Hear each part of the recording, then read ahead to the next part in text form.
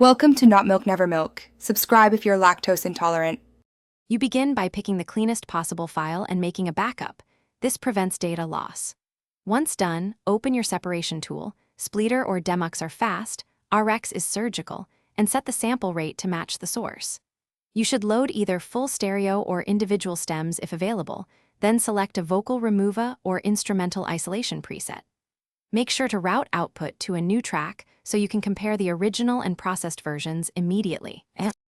Now you refine the separated audio, tweak model size or iterations to balance quality vs speed. Larger models usually reduce artifacts. Once you have a rough instrumental, use mid/side EQ to attenuate leftover vocal energy in the center and apply transient shaping to fix rhythmic bleed.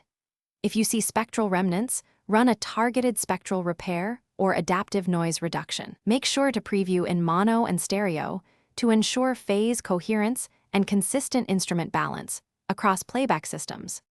To finish, polish the instrumental so it sounds natural, gentle reverb, subtle saturation, and a transparent limiter to match loudness. Once exported in high resolution, audition on headphones and speakers to confirm no hidden artifacts. If you still hear vocals, rerun separation with stricter parameters or perform manual spectral editing to remove persistent formants. As a troubleshooting tip, check for phase inversion between channels. Correcting phase often eliminates ghost vocals without further processing. Thanks for watching. If this was helpful, leave a like and consider subscribing. See you next time.